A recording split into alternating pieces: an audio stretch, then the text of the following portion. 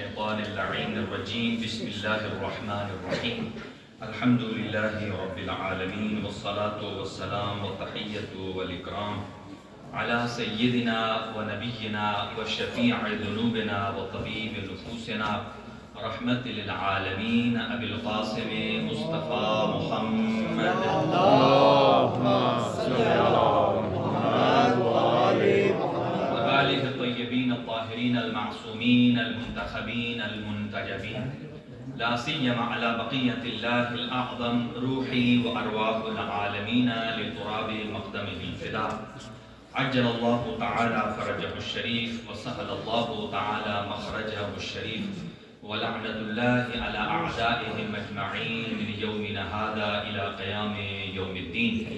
أما بعد فقد قال الله الحكيم في كتابه المتين بسم الله الرحمن الرحيم إن كنتم تحبون الله فيتبعوني يحببكم الله صدق الله العلي العظيم. اللهم صل على محمد وآل محمد. جد و یہ کلمات سے آغاز گفتگو ہے. خداوند متعال تمام حاضرین کی جو یہاں مومنین اور مومنات تشریف فرما ہیں، پروردگار آپ کی حوائج شرعیہ کو پورا فرمائے، ہم سب کے صغیرہ کبیرہ گناہ معاف فرمائے، اور اس ذکر پاک کے صدقے پروردگار اس دنیا کے مظلومین کی مدد فرمائے، ظالمین کو کیفر کردار تک پہنچائے، اور پردے میں غیب صاحب العصر والزمان روحی و ارواح العالمین لتراب مقدمہ الفدا کا جلد از جلد ظہور فرمائے، اور منتقم خون کربلا اپنے ذمہ داریوں کو ادا فرمائیں.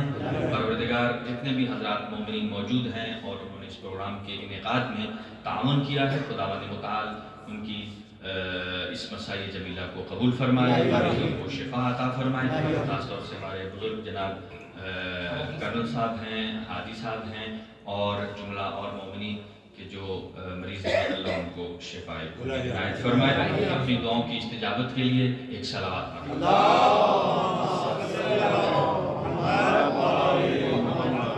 حاضرین اکرامی قدر، زیادہ طولانی گفتگو نہیں ہوگی، لیکن جناب صدیقہ طاہرہ سلام اللہ علیہا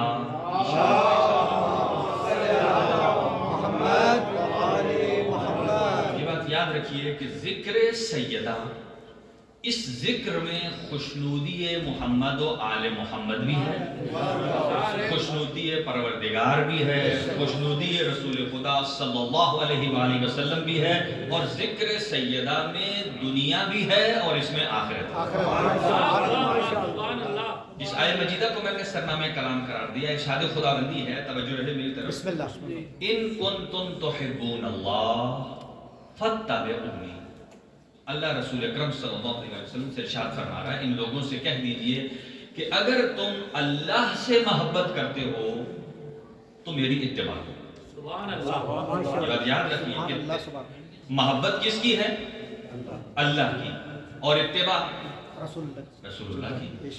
اگر یہ کریں گے تو ہوگا کیا؟ یحببکم اللہ، اللہ بھی آپ سے محبت کرنے لگے. سبحان اللہ. سبحان اللہ. یہ ٹریفک ون وے نہیں ہے. سبحان اللہ. اگر آپ اللہ سے محبت کرتے ہیں، توجہ رہے، اب اگر وسیلہ نہ ہوتا، پروردگار عالم کو کہنا چاہیے تھا کہ اگر تم مجھ سے محبت کرتے ہو تو مجھے فالو کرو، میری اتباع کرو. اب کتنا کنیکشن ہے محبت خدا میں اور اتباع رسول میں، کہ محبت اللہ کی ہو رہی ہے اور اتباع رسول اسلام کی ہو رہی ہے. گویا رسول اسلام کی اتباع سے اللہ کی محبت کی نشانی سامنے آتی ہے، اور جیسے حضور کا اتباع کرتے چلے جائیں گے نتیجتاً یحببکم اللہ، اللہ بھی آپ سے محبت کرنے لگے گا، وَيَغْفِرْ لَكُمْ ذُنُوبَكُمْ، اور آپ کے گناہوں کو. سبحان اللہ. اب آ جائیے، اللہ کی محبت کس میں چھپی ہے؟ اتباع رسول میں. اب آ جائیے اس کو جوڑے اس روایت سے کہ حضور ارشاد فرماتے ہیں الفاطمہ بضعۃ منی، فاطمہ میرا حصہ ہے، من اذاہا فقد اذانی، من اذانی فقد اذى اللہ، کہ فاطمہ میرا ٹکڑا ہے، جس نے فاطمہ کو اذیت دی اس نے مجھ مصطفیٰ کو اذیت دی، جس نے مجھے اذیت دی اس نے اللہ کو اذیت دی. من ارضاها فقد ارضانی من ارضانی فقد ارض اللہ. جس نے زہرا کو خوش کیا اس نے مجھ محمد کو خوش کیا. جس نے مجھے خوش کیا اس نے اللہ کو خوش کیا. اب اسے جوڑ لیجئے. اللہ فرماتا ہے اگر تم محبت خدا چاہتے ہو تو میرے حبیب کا اتباع کرو, اور حبیب فرماتے ہیں اگر میری اتباع کرنی ہے تو میری زہرا کا اتباع کرو. اس کا مطلب یہ ہے کہ زہرا کا اتباع کرنا دلالت کرتا ہے کہ ہم محب رسول بھی ہیں اور محب پروردگار. مطلب یہ ہے کہ محبت خدا اور محبت رسول تمرکز اختیار کرتی ہے محبت فاطمہ.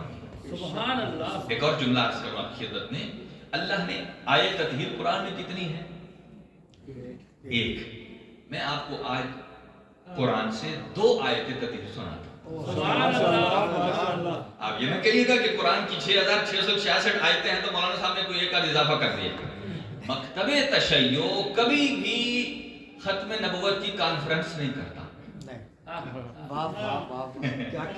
ہم نے کبھی ختم نبوت, ہم کبھی کرتے ہیں مجلس کرتے ہیں, جشن کرتے ہیں, اہل بیت کی ولادت مناتے ہیں, آپ کی شہادت جشن, وہ ختم نبوت کانفرنس نہیں. کیوں؟ اس لیے کہ ہمارا زبان مصطفیٰ پر اتنا یقین ہے. جب آپ نے فرمایا میں سب سے آخری نبی, میرے بعد کوئی نبی نہیں آئے گا, تو پھر جب نبی نے کہا نہیں آئے گا تو پھر نہیں ہے. پھر ہماری کانفرنس سے نفی نہیں ہوگی بلکہ زبان مصطفیٰ سے نفی ہوگی. لہذا قرآن میں کسی آیت کا اضافہ نہیں ہے. حضور سرور کائنات کے بعد آیتیں اتنی ہیں. سنیے ایک آیت, آیت تطہیر انما یرید اللہ لیذھب عنکم الرجس اہل البیت. یہاں یہ جملہ ہے اہل البیت, کہ اللہ نے تمام رجس کو دور کیا اور اہل بیت, بیت کسے کہتے ہیں؟ گھر کو, اور اہل جو اس کے اندر رہنے والے, گھر کے اندر رہنے والوں کو اللہ نے پاک کیا. کس طرح؟ یطہرکم تطہیرا.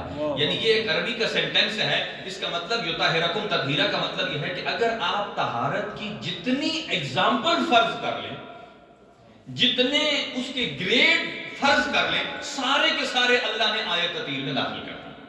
ماشاءاللہ. اور نجاست کی جو قسم آپ تعین کر لیں آپ کے ذہن میں آتی ہے, اللہ نے آپ کے ذہن میں آنے والی نجاست کی ہر قسم کو اہل بیت سے دور کیا, اور ہر طہارت کی قسم کو اہل بیت میں داخل کیا. سورہ بقرہ آیت 125 جس میں ارشاد خداوندی ہے, اللہ فرماتا ہے وَأَعِدْنَا إِلَىٰ إِبْرَاهِيمَ وَإِسْمَاعِيلَ أَن طَهِّرَ بَيْتِيَ لِلطَّائِفِينَ وَالْعَاكِفِينَ وَالرُّكَّعِ السُّجُودِ. اللہ فرماتا ہے میں نے عہد لیا حضرت ابراہیم سے اور ان کے بیٹے حضرت اسماعیل سے. عہد جانتے ہیں کیا لیا؟ عہد لیا کہ ان طَهِرَ, یہ تسنیہ کا صیغہ 2 پر دلالت کرتا ہے کہ آپ دونوں میرے گھر کی طہارت کا اہتمام کریں. طَهِرَ بَيْتِيَ, آپ کی ذمہ داری ہے کہ میرے گھر کو آپ پاک کریں.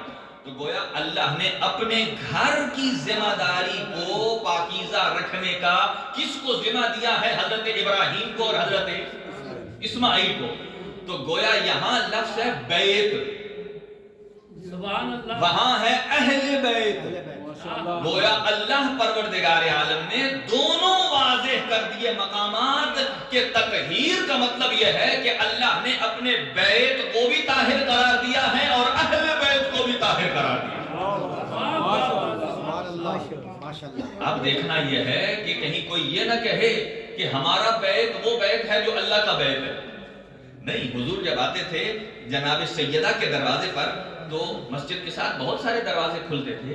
آپ انگلی کے اشارے سے جناب سیدہ کے دروازے کی طرف اشارہ کر کے فرماتے تھے السلام علیکم یا اہل بیت النبوہ, میرا سلام ہو آپ پر جو اہل بیت نبوت ہیں. اب سامعین دیکھیں اشارہ کیوں فرماتے تھے انگلی کو؟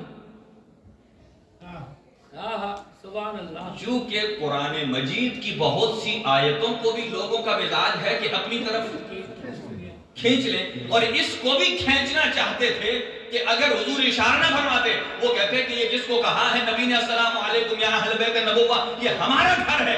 حضور تا قیامت کی نظر رکھنے والے اشارہ کر کے فرماتے ہیں السلام علیکم یا اہل بیت النبوہ. حضور کا اشارہ کر کے بتانا یہ ہے کہ اگر کوئی اہل بیت نبوت ہے تو وہ صرف زہرا کا گھرانہ ہے.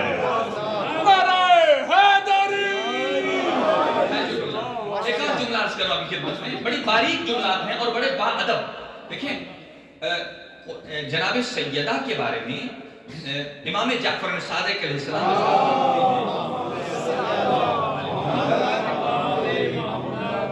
بی بی کے اللہ کے ہاں 9 نام ہیں. سبحان اللہ. یہ منصوص ہے 9 نام. اس کا مطلب ہے باقی سارے اماموں کا ایک نام.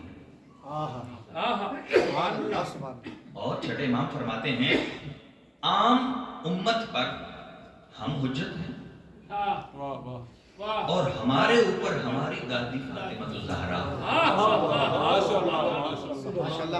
مقام دیکھیے.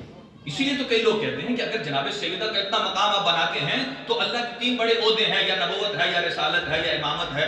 اللہ اگر اتنا عہدہ دینا چاہتا تھا تو جناب سیدہ کو یا نبی بناتا، یا رسول بناتا، یا امام بناتا. ان کی چھوٹی سوچ ہے. اللہ نے جناب سیدہ کو وہ مقام عطا کیا ہے جو کی پوسٹ ہے.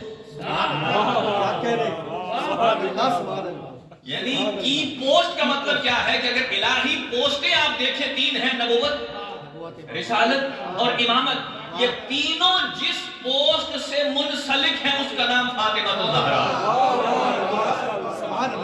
یعنی جناب صدیقہ کو اللہ نے نبی نہیں بنایا، رسول نہیں بنایا.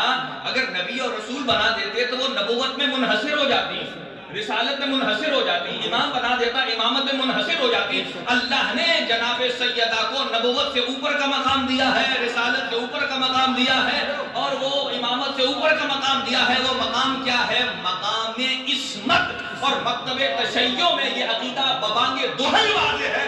مکتب تشیع جب تک اس نبی کو نبی نہیں مانتے جب تک وہ معصوم نہ ہو. رسول نہیں بنتا جب تک وہ معصوم نہ ہو. امام نہیں بنتا جب تک.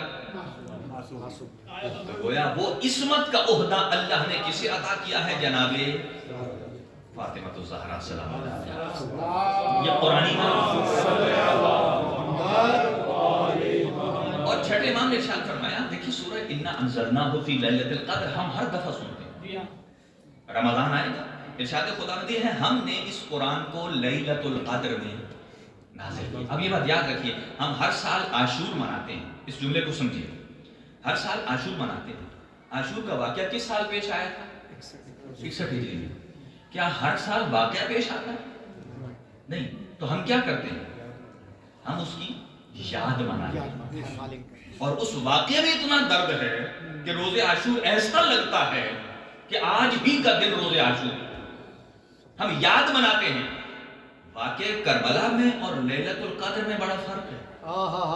کیا کہنے. ہم ہر سال 23 رمضان کو لیلۃ القدر کی یاد نہیں مناتے، بلکہ لیلۃ القدر بخود بنفس نفیس آتی ہے.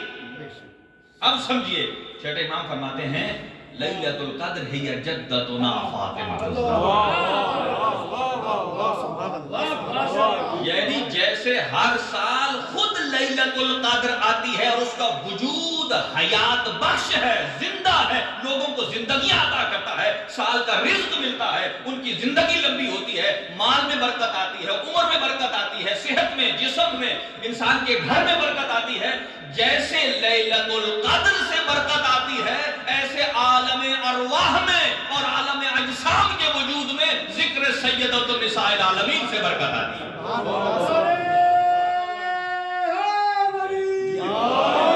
ایک اور عرض کروں آپ کی خدمت میں جلدی لیلۃ القدر میں کیا ہوا؟ قرآن نازل ہوا. اور اردو میں 2 لفظ ہیں، ایک کو کہتے ہیں ظرف زمان اور ایک ہوتا ہے ظرف مکان. ٹھیک ہے. ظرف کیسے کہتے ہیں؟ کہ وہ ٹائم فریم جس کے اندر وہ پروگرام ہو رہا. مثلا آپ کے پاس جو اناؤنسمنٹ پہنچی ہے اس پہ 2 چیزیں مینشن تھیں آج کی اس مجلس کے لیے. پہلی کیا مینشن تھی؟ ٹائمنگ، کہ کس ٹائم فریم کے اندر اس مجلس کا انعقاد ہونا ہے. اسے کہتے ہیں ظرف زمان، یعنی وہ زمانہ جس زمانے کے اندر یہ واقعہ پیش آ رہا ہے اسے کہتے ہیں ظرف زمان. ظرف مکان کیا ہے؟ وہ پلیس کے جہاں کام ہو رہا ہے. تو ساتھ صرف یہ نہیں کہا گیا 7 بجے مجلس ہوگی، یہ کہا گیا کس جگہ ہوگی. اس لیے کہ اگر آپ دونوں میں سے ایک کو سکپ کریں گے تو آپ کو مجلس، اگر آپ ٹائم پر آ گئے اور کل آ گئے لیکن مجلس نہیں ملے گی. جگہ پر آ گئے لیکن دن کے 10 بجے آ گئے نہیں ملے گی. جب تک یہ دونوں چیزیں ملے نہیں تو آپ کو وہ چیز حاصل. اب سمجھ لیجئے حضور یہ قرآن مجید جو آپ کو اور ہمیں حاصل ہوا ہے یہ آیا ہے لیلۃ القدر میں. لیلۃ القدر کے دونوں ظرف ہیں. ایک ہے ظرف زمان، وہ زمانہ کی جس زمانے میں قرآن نازل ہوا. ایک ہے ظرف مکان، وہ جگہ کہ جہاں قرآن نازل ہوا. آپ مجھے بتائیے ظرف زمان کیا ہے اور ظرف مکان کیا ہے؟ پھر جناب سیدہ کی شان پر آتے ہیں. قرآن ہے، قرآن کے نزول کے ظرف زمان بھی ہے، ظرف مکان بھی ہے. ظرف زمان کیا ہے؟ 23 رمضان کی شب، 23 رمضان کی رات کو وہ ٹائم ہے کہ جب قرآن مجید نازل ہوا. یہ ظرف زمان تھا، یعنی وہ زمانہ. اور ظرف مکان کیا ہے؟ جس جگہ نازل ہوا وہ حضور سرور کائنات کا قلب اطہر ہے، یعنی حضور سرور کائنات کا دل ہے. ظرف مکان کہ جس جگہ قرآن نازل ہوا ہے. ہمارا عقیدہ ہے کہ قرآن حضور سرور کائنات کے قلب پہ نازل ہوا.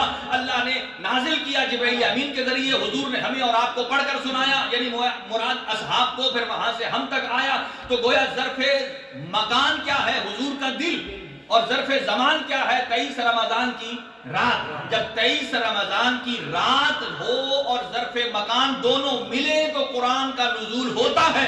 یہ ہے قرآن صامت کا نزول. سبحان اللہ، سبحان اللہ. قرآن صامت جب آتا ہے تو اس میں ظرف زمان بھی چاہیے، ظرف مکان بھی چاہیے. ظرف زمان ہے 23 رمضان کی رات اور ظرف مکان ہے قلب پیغمبر. اب آئیے جناب فاطمہ الزہرا کی گود کتنی بابرکت ہے کہ جس قلب پر اللہ 30 سپاروں 114 سورتوں والا قرآن نازل کر دے اسے ظرف مکان قرآن صامت کہتے ہیں. اور جس گود میں اللہ 11 معصوم قرآن ناطق کو نازل کر دے اس گود کو فاطمہ الزہرا کہتے ہیں.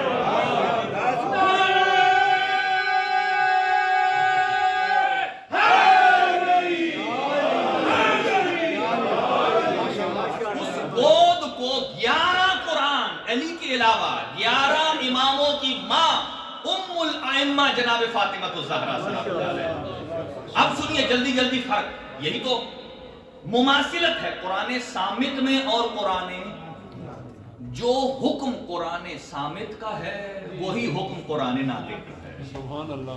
جیسے قرآن صامت کی عبارت کو، ٹیکسٹ کو بغیر وضو کے ٹچ کرنا بولیے حرام ہے، ایسے ہی جناب زہرا اور ان کی اولاد کے ناموں کو بغیر وضو کے ٹچ کرنا سبحان اللہ. حرام ہے. اگلا جملہ بھی سن لیجئے. جیسے قرآن کے اوراق اور قرآن کے پاروں کو شہید کرنا گناہ ہے. دیکھیں یہاں کوئی آدمی بیٹھا ہو قرآن مجید کا ایک ایک ورق شہید کر رہا ہو تو آپ دیکھ کر برداشت کر سکیں گے؟ آپ کہیں گے امر بالمعروف نہی عن المنکر کی میری ذمہ داری ہے کہ میں اسے روکوں، کیونکہ اس لیے کہ اللہ کے قرآن کی توہین کر رہا ہے، وہ شہید کر رہا ہے. جب دونوں کا حکم ایک ہے، آپ مجھے بتائیے جو قرآن صامت کو شہید کرے وہ گناہگار ہے اور جو قرآن ناطق کو شہید کرے کیا کہہ رہے؟ کیا آپ اسے صدیق کہیں گے؟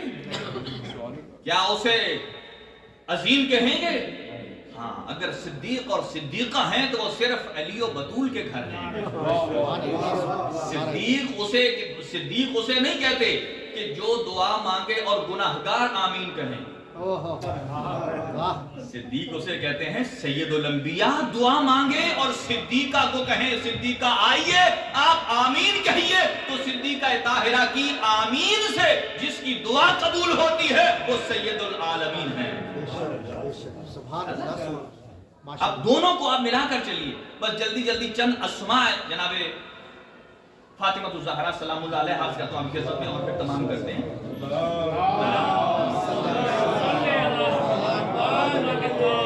امام جعفر الصادق علیہ السلام ارشاد فرماتے ہیں کہ جدتنا فاطمہ ہماری دادی فاطمہ کے عند اللہ تسعۃ اسماء اللہ کے ہاں 9 نام ہیں ہی الفاطمہ. اور میں اس کو بعد میں شاید برسل میں بھی میں نے عرض کیا ہے اور پھر باقی بھی پیش کریں گے کہ خطبہ جناب سیدہ کوشش کریں کہ اس کا کچھ اقتباس یاد کریں. کل کو ہم جب قبر میں جائیں تلقین تو پڑھائی جاتی ہے سوال جواب تو ہوں گے لیکن اگر سوال ہو جائے کہ خطبہ فدق میں سے کچھ آتا ہے کچھ تو آنا چاہیے. اور جناب سیدہ وہ جو خطبہ فدق ہے وہ کسی عام مولانا یا مفتی کا خطبہ جمعہ نہیں ہے. وہ اسلام کے نصاب کا نام ہے خطبہ فدق. سبحان اللہ سبحان اللہ. اگر آپ اس پورا اسلام کا نظام دیکھنا چاہتے ہیں کورس دیکھنا چاہتے ہیں تو خطبہ فدقیہ چھٹے امام اور جناب سیدہ نے ایک ایک اصول دین اور فروع دین کو اس کی ریزن کے ساتھ بیان کیا. دیکھیں جیسا کہ ہم مسجد میں انٹر ہوتے ہیں تو مستحب ہے دایاں پیر اندر رکھیں اور جب مسجد سے نکلیں بایاں پیر باہر رکھیں. صرف یہاں تک ہی نہیں اس کی وجہ کیا ہے؟ علل الشرائع علامہ ہلی محقق ہلی کی کتاب ہے اس میں جتنے ہمارے احکامات ہیں ان کی وجوہات کو بیان کیا گیا کہ کیوں ہے. اس لیے کہ جب آدمی کی روح نکلتی ہے تو وہ دائیں پیر کے انگوٹھے سے شروع ہوتی ہے اور ناک کی چونچ پر ختم ہوتی ہے. کسی نے مولا علی سے پوچھا تھا مولا یہ یہاں سے کیوں شروع ہوتی ہے یہاں سے کیوں نہیں شروع ہو جاتی؟ آپ نے فرمایا یہاں سے اس لیے شروع ہوتی ہے اور اینڈ پر آنکھوں اور ناک پر اس لیے تمام ہوتی ہے تاکہ انسان اپنے اختتام کو اپنی آنکھوں سے دیکھ لے. اپنی آنکھوں سے دیکھ لے وہ جان لے کہ جس جس حصے سے روح نکل جا رہی ہے اس پر اب میرا اختیار نہیں ہے. تو آپ کے بدن کے جس حصے سے روح نکل جائے آپ کا اس پر اختیار نہیں ہے. جو حرکت کر رہا ہو اس کا مطلب ہے کہ اس پر آپ کا اختیار ہے. تو اللہ نے اسی لیے تو اس بدن سے اولي الامر کی مثال کو سمجھایا ہے. اور اگر کائنات میں کہیں حرکت نظر آ رہی ہے تو سمجھو کہ اس کی بیک پر اولي الامر موجود ہے. لہذا ان ریزنز کے ساتھ بیان فرمایا ہے کہ مسجد میں جب آپ اندر پیر رکھیں گے ہو سکتا ہے اس ٹائم روح نکلنا شروع ہو جائے دائیں پیر سے نکلے اور جب ایک یہ مفلوج ہو جائے تو آپ مسجد کے اندر گریں. تو مسجد کے اندر گریں گے تو مسجد کے اندر آپ ذکر نہ کریں تسبیح نہ کریں. خود مسجد کے اندر ہونا ایک باعث عبادت ہے اور نکلتے وقت الٹ ہے. لہذا آئیے چھٹے امام ارشاد فرماتے ہیں توجہ ہے نا پڑھنا فرمایا عند اللہ اللہ کے ہاں ہماری دادی فاطمہ الزہرا کے 9 نام ہیں الفاطمہ. ہر ایک کی وجہ ہے کہ فاطمہ کو فاطمہ کیوں کہا گیا. ایک تو فاطمہ کے چاہنے والوں پر اللہ نے جہنم کو حرام قرار دیا اور دوسرا فاطمہ کا دوسرا معنی یہ ہے کہ جو دشمن زہرا ہے اللہ نے اس پر زہرا کی معرفت کے دروازوں کو بند کر دیا. اب جس میں معرفت سیدہ ہے سمجھ لو وہ دشمن نہیں ہے. فاطمہ مبارکہ راضیہ مرضیہ محدثہ مبارکہ صدیقہ الزہرا. کیا فرماتے ہیں فاطمہ الفاطمہ ہے یا امۃ اللہ. اللہ کی کنیز کا نام فاطمہ الزہرا. الفاطمہ ہے یا آیت اللہ. فاطمہ اللہ کی نشانی کا نام فاطمہ ہے. الفاطمہ تو بضعۃ رسول اللہ رسول کے جگر کے ٹکڑے کا نام فاطمہ ہے. الفاطمہ تو زوجۃ ولی اللہ. اگر کسی ولی خدا کی زوجہ ہیں جو معصومہ ہیں تو وہ صدیقہ طاہرہ ہے. الفاطمہ تو کلمۃ اللہ تامہ اللہ کے مکمل کلمے کا نام فاطمہ الزہرا ہے. الفاطمہ تو نخبۃ ابیہا اپنے بابا کی تمام صفات کو اگر جمع کیا جائے تو وہ صدیقہ طاہرہ میں پائی جاتی ہیں. الفاطمہ تو ستر اللہ الکبریٰ اللہ جس فاطمہ کی چار دیواری کو اپنا حجاب قرار دے رہا ہے اسے فاطمہ تو زہرا کہتے ہیں. الفاطمہ تو کلمۃ التقوی، فاطمہ کلمہ تقوی ہیں. الفاطمہ تو المزوجۃ فی الملأ الاعلی. اگر کسی کی آسمان میں شادی اور عقد ہوا ہے تو صرف بنت پیغمبر ہیں. الزہرۃ الزہرا، تمام پھولوں کو اگر خوشبو ملتی ہے تو وجود زہرا کی برکت سے ملتی ہے. الغرۃ الغرا، غرہ کہتے ہیں خوبصورت گھوڑے کے ماتھے پر خوبصورت نشان. اگر اسلام کی پیشانی پر خوبصورت نشان ہے تو اسے فاطمہ الزہرا کہا جاتا ہے. العارفۃ بالاشیاء، تمام اشیاء کی معرفت رکھنے والی بی بی فاطمہ الزہرا ہیں. المعروفۃ فی السماء، وہ بی بی کی جسے زمین کی نسبت آسمان والے زیادہ جانتے ہیں وہ فاطمہ الزہرا ہیں. سیدۃ الاماء، تمام کنیزوں کی سردار فاطمہ الزہرا ہیں. مبشرۃ الاولیاء، آنے والے تمام اولیاء کی بشارت دینے والی فاطمہ الزہرا ہیں. عدیلۃ مریم، اگر مریم سے کسی کا مقام بلند ہے تو وہ فاطمہ الزہرا ہے. زجاجۃ الوحی، جس بی بی نے زبان وحی کو چوس کر پروہن چڑھی ہے اس کا نام فاطمہ الزہرا ہے. مشکات الانوار، تمام نور کے میناروں کو اگر کوئی نور بخش ہے تو وہ فاطمہ الزہرا ہے. بقیت النبوہ، اگر نبی کی کو باقی رکھی ہوئی نشانی ہے تو فاطمہ الزہرا ہے. ثمرۃ النبوہ فاطمہ الزہرا. ہاں، تفاحۃ الفردوس، جنت کے میوے کا نام فاطمہ الزہرا ہے. الفاضلۃ المحدثہ، ملائکہ سے گفتگو کرنے والی بی بی کا نام فاطمہ ہے. کون؟ معدن الرسالہ، نبی معظم کی کان کا نام فاطمہ الزہرا ہے. موطن الرحمہ، جہاں رحمت للعالمین کے لیے اللہ کی رحمتیں نازل ہوتی ہیں وہ فاطمہ الزہرا ہے. جمال الآبا، اپنے گزشتہ آباء و اجداد کے لیے جمال کا باعث ہے. اور وہ شرف الابناء، آنے والے بیٹوں کے لیے شرف ہے جناب سیدہ.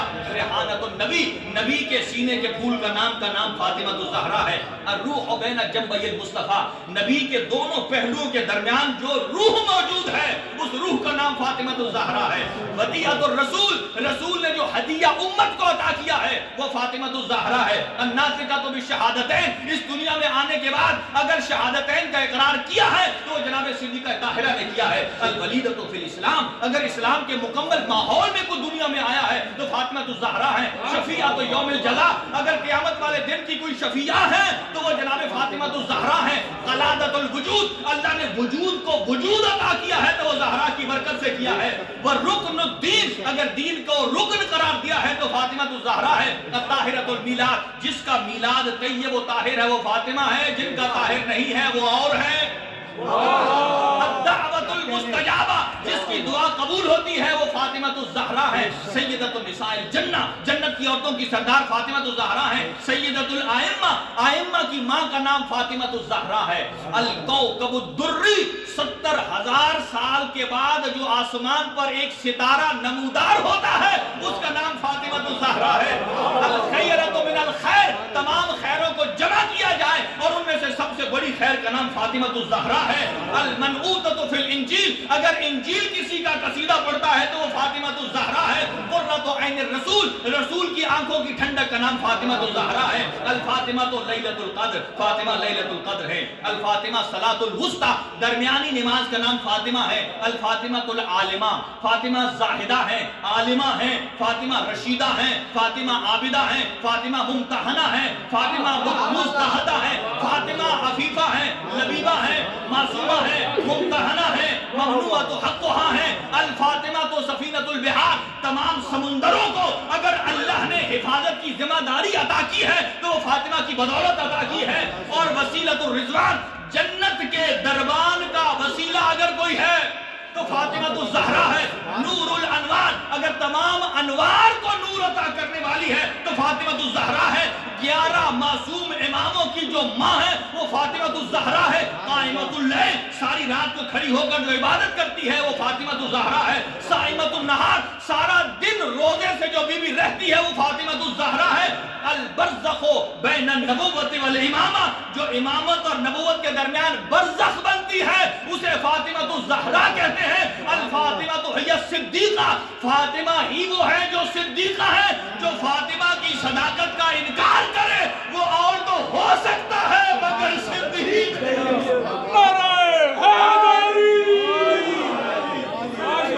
یا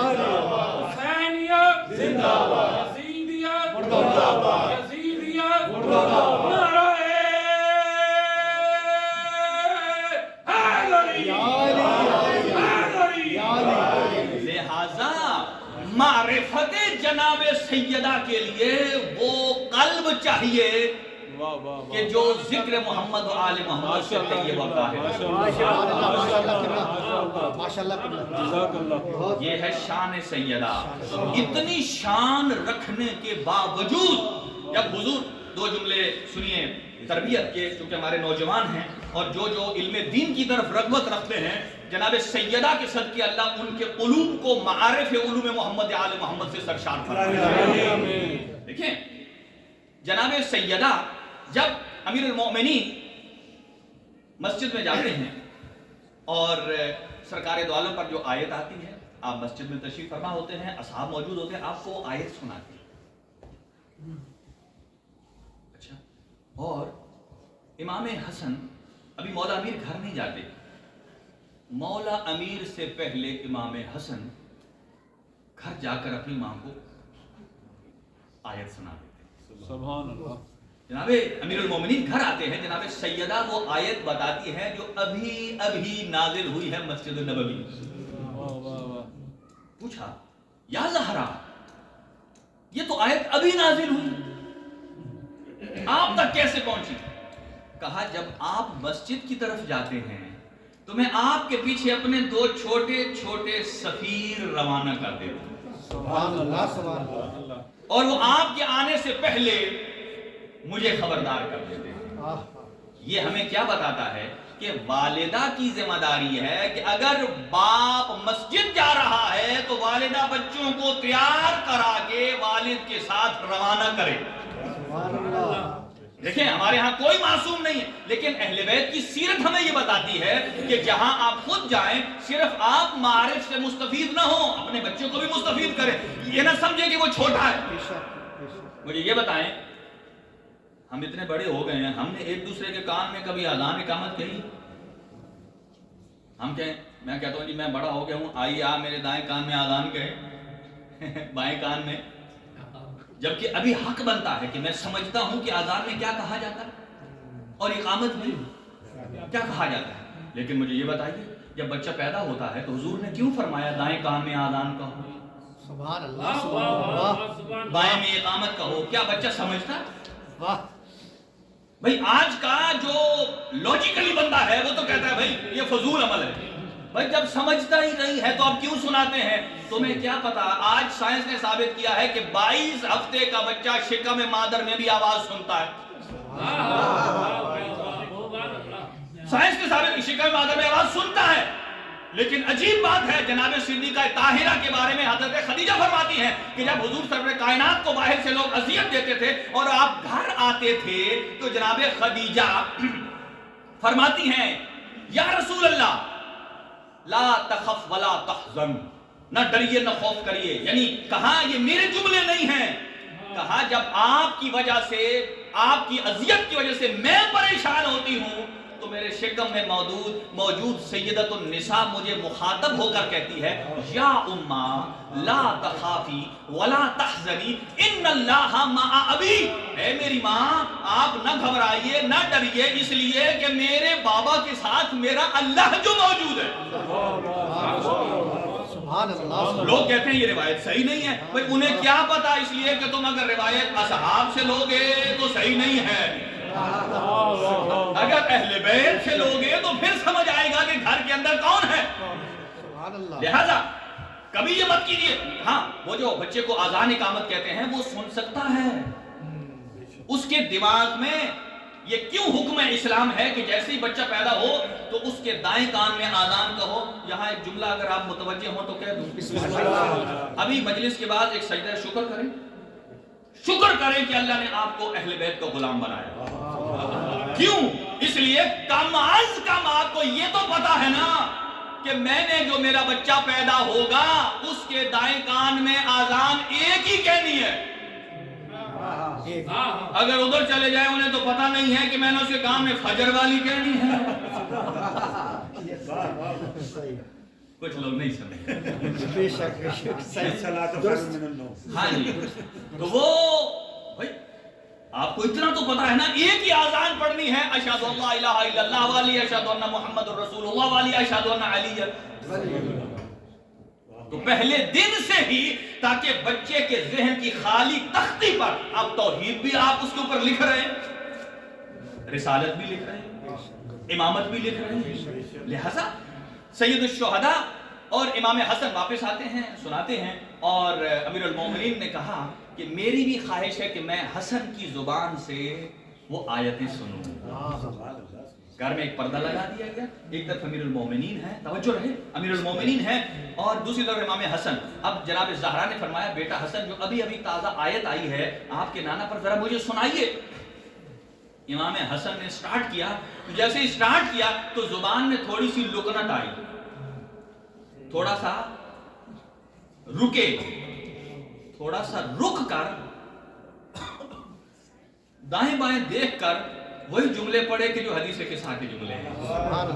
کہا یا اماں انی اشم رائحۃ ابی, اے میری ماں میں اپنے بابا کی کہیں سے خوشبو سونگھ رہا ہوں, تبھی تو میری زبان میں لکنت پیدا ہوئی ہے.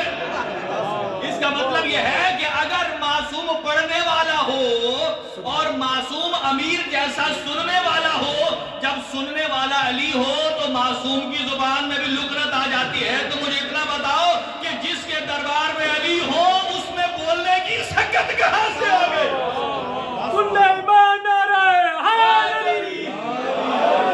یہی وجہ ہے, اس میں سکت کہاں سے آ گئی؟ تبھی وہ کہتے تھے جب کوئی فیصلہ آتا وہ کہتے تھے ہم کیوں کہیں, وہ ہمارے سامنے علی جو بیٹھے ہیں. اس لیے کہتے تھے کہ خود میں سکت نہیں ہے کہ معصوم امام سامنے بیٹھا ہے. لہذا ایک ہی جملہ, اور ربط مسائل کی طرف آتے ہیں کہ ہمارا سب کا فرض ہے کہ جہاں جہاں خود جائیں اپنی اولاد کو لیں. یہ نہ کہیے کہ گود میں یہ جو ماں کے بچہ ہے ذکر زہرا ہو رہا ہو تو اسے سمجھ نہیں آئے گا, ایسا نہیں ہے. بس تھوڑے سے آمادہ ہو جائیے. بہت سارے مقامات پر میں نے ذکر سیدہ کیا. آج ایک اور رنگ سے سنیے. ماں اور بیٹی میں بھی مماثلت ہے. ایک زہرا ہے اور ایک ثانی زہرا. ماں نے بھی علی کو بچایا اور بیٹی نے بھی علی کو بچایا. ماں نے علی امیر المؤمنین اور بیٹی نے علی زین العابدین کو بچایا. لیکن کس فرق کے ساتھ؟ اس فرق کے ساتھ کہ ماں نے جلتی ہوئی آگ سے نکل کر بچایا. کیونکہ مسائل سنے نہیں جاتے, محسوس کیے جاتے. ماں نے جلتی ہوئی آگ سے نکل کر بچایا اور ثانی زہرا نے جلتی ہوئی آگ میں کود کر بچایا. اور کس کا بچانا مشکل تھا؟ میں کہوں گا کہ ماں نے جب علی کو بچایا تو ماں نے بھی تازیانہ کھایا, اور بیٹی نے جب علی کو بچایا تو بیٹی نے بھی تازیانہ کھایا. مجھے ایک جملہ مجھے بتائیے, اللہ آپ سب کو عمرے پر لے جائے, حج پر لے جائے, اب وہاں دیکھیں گے کہ لوگ حجر اسود کو کیوں چومتے ہیں, ایک دوسرے سے سبقت کرتے ہیں, لوگوں کے دانت ٹوٹ جاتے ہیں, سر پھٹ جاتے ہیں رش کی وجہ سے, لوگ بے ہوش ہو جاتے ہیں, لیکن خواہش ہوتی ہے کہ حجر اسود کو بوسا. اگر آپ ان سے پوچھیں کہ کیوں بوسا دے رہے ہو, وہ کہتے ہیں اس لیے کہ اسے نبی معظم نے بوسا دیا. اب سنیے گا کہ جس پتھر کو نبی معظم بوسا دیں اس کی تو بڑی عزت ہے, اور زہرا کے جن ہاتھوں کو نبی بوسا دیں. آپ کی آوازیں بلند ہو گئی. علامہ محمد حسین کمپانی فرماتے ہیں مجھے سمجھ نہیں آتی ایضرب النار بباب دارہا آیت النور علی منارہا. وہ کہتے ہیں کہ جناب زہرا کے دروازے پر جب لکڑیاں لے کر آئے نا تو وہ کہتے ہیں مجھے سمجھ نہیں آئی کہ 4 دن میں نہ مدینہ بدلا, زہرا بھی وہی ہے, دروازہ بھی وہی ہے, مدینہ تو رسول بھی وہی ہے, علی بھی وہی ہے, اصحاب بھی وہی ہے. وہ وہ فرماتے ہیں مجھے سمجھ نہیں آیا کہ 4 دن میں لوگ بھول تو نہیں جاتے، لیکن وہ کہتے ہیں کہ دروازے زہرا پر لکڑیاں جلا کر کاش وہ چلے گئے ہوتے، اس کے بعد کا ظلم نہ کیا ہوتا تو نہ 3 جوانی اسانے کی مجلسیں ہوتی، نہ ہم سینہ زنی کرتے، نہ ہم پیٹتے اور نہ ہم گریا کرتے۔ وہ فرماتے ہیں اس کے بعد کا ظلم کیا کیا ہے؟ وہ فرماتے ہیں کہ جب دروازہ جل گیا اور ایک ظالم نے دروازے کو اپنے پیر سے لگت ماری اور دروازے اور دیوار کے درمیان زہرا آ گئی۔ یہ جملہ نیاز حسین معاف کیجئے گا، میں سلیم ابن قیس ہلالی کی کتاب سے پڑھ رہا ہوں کہ جب حضرت سلیم نے حضرت سلمان سے پوچھا، کہا سلمان مجھے یہ بتاؤ، میں نے سنا ہے کہ زہرا کے دروازے کو گرا کر دشمن اندر داخل ہو گئے، اور حضرت سلمان کہتے ہیں اے سلیم کاش تو اس وقت موجود ہوتا، شکر کر تو موجود نہیں تھا۔ اور سلمان پیٹنے لگے، کہا کہ اے سلمان بتاؤ کیا ہوا؟ کہا جب وہ ظالم دروازے سے اندر داخل ہوا تو زہرائے مرضیہ کے سر پر ردا موجود نہیں تھی۔ اپنے آپ کو چھپانے کے لیے دروازے کا سہارا لیا، اور جیسے ہی زہرا دروازے کے نیچے آئی ہے نا تو وہ ظالم کہتا ہے تھوڑی دیر کے لیے مجھے زہرا پر ترس آیا، لیکن بغض علی مجھ پر غالب آ گیا، اور میں دروازے کے اوپر سے گزر کر جب داخل ہوا، وہ ظالم جس دروازے سے 2 آدمی بمشکل گزر سکتے تھے اس میں جب غفیر داخل ہوا اور ان کا داخل ہونا تھا، زہرا نے فرمایا فضا آؤ میرا محسن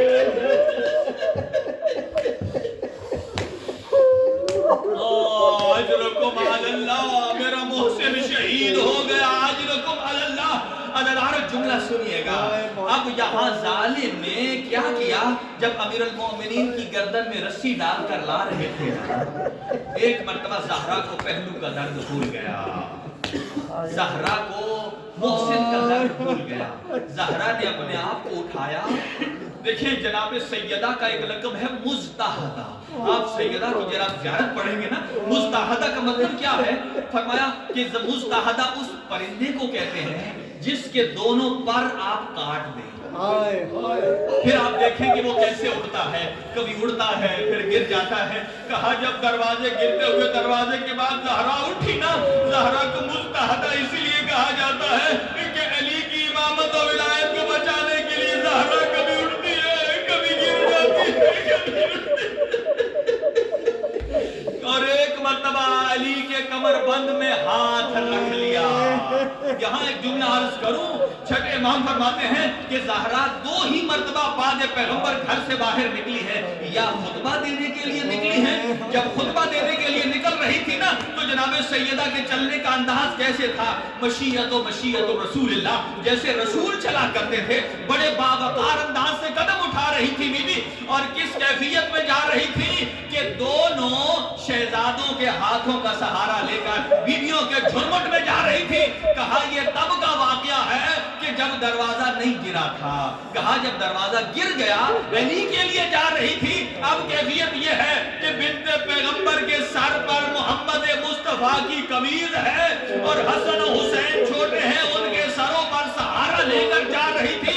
چھٹے امام فرماتے ہیں کہ ابھی تو زہرا بابا کی قمیض لے کر جا رہی ہے نا، جب قیامت کے دن اللہ کی عدالت لگے گی، زہرا اپنے بابا کی قمیض نہیں، حسین کے خون آلود کرتے کو اپنے سر پر لے جا کر اللہ کی عدالت میں کہے گی یا اللہ میرا حسین۔ اجرکم علی اللہ۔ 1-2 جملے اور سن لیجئے عزادارو، سنو گے جب وہاں مسجد میں علی پہنچے اور زہرا پہنچی، ایک مرتبہ زہرا نے اپنی جلال کی آواز میں کہا خلو ابن عم، میرے چچا کے بیٹے کو چھوڑ دو۔ ایک ظالم نے کہا وَإِن، اس کا مطلب یہ ہوتا ہے اگر نہ چھوڑے تو کیا کرے گی، نہ چھوڑے تو کیا کرے گی۔ نیاز حسین توجہ رہے، بی بی نے جملہ فرمایا لَأَقْشُرَنَّ شَعْرِي، میں اپنے بال بکھیر دوں گی اور بکھیر کر بددعا کروں گی اور مدینہ غرق ہو جائے گا۔ جب یہ جملے سنے میں سیدہ نے فرمایا میں بال بکھیر کر بددعا کروں گی، علی چچا سلمان جائیے اور زہرا سے کہیے بد دعا نہ کرے، مدینہ غرق ہو جائے گا۔ اور جب جناب سلمان پہنچے نا زہرا کے بعد، جناب زہرا نے جملہ کہا اے چچا سلمان مجھے اتنا بتائیے، انہوں نے میرا محسن شہید کیا، میں نے صبر کیا، انہوں نے میرا دروازہ جلایا، میں نے صبر کیا، انہوں نے میری پسلیاں توڑی، میں نے صبر کیا، اب یہ میرے علی کو بھی مارنا چاہتے ہیں، میں کیسے صبر کر سکتی ہوں؟ عزادارو روایت بتاتی ہے کہ ابھی زہرا نے اپنے سر سے نقاب نہیں اتارا تھا، مکھنا نہیں اتارا تھا کہ مسجد النبوی کی دیواروں نے بلند ہونا شروع کر دیا، یہاں تک کہ زہرا کا پردہ بنا لیا۔ میں کہوں گا زہرا آپ بڑی خوش قسمت ہے، ابھی آپ نے بال کھولے نہیں ہیں، مسجد نبوی کی دیواروں نے آپ کا پردہ بنا لیا۔ کاش زہرا آپ شام میں ہوتی، وہاں زینب و کلثوم بے مکھنا اور ردا ہے، اور ادھر ظالم کہتا ہے کہ یہ چند بیویوں کے جھرمٹ میں کون ہے؟ جب آواز آتی ہے آج ہی زینب بنت علی،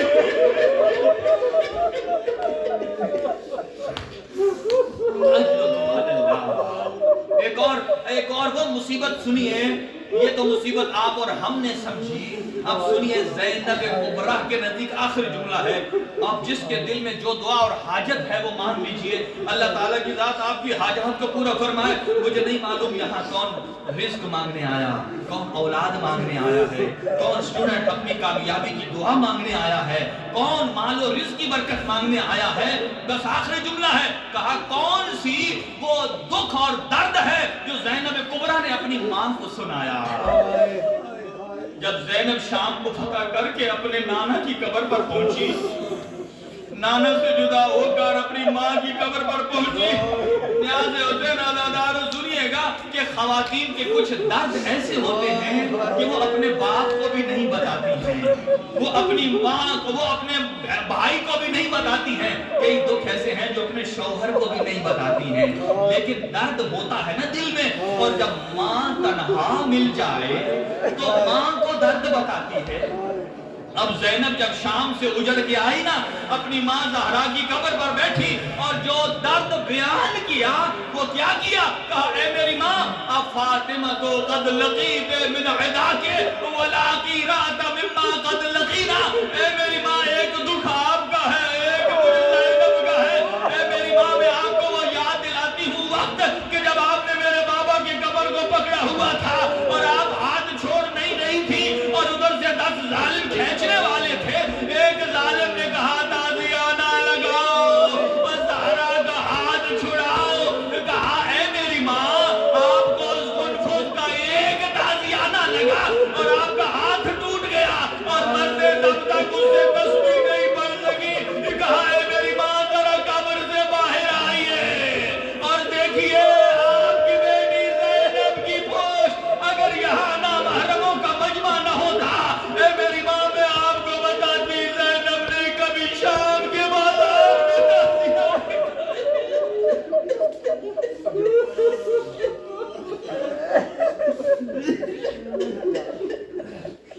ماتم حسین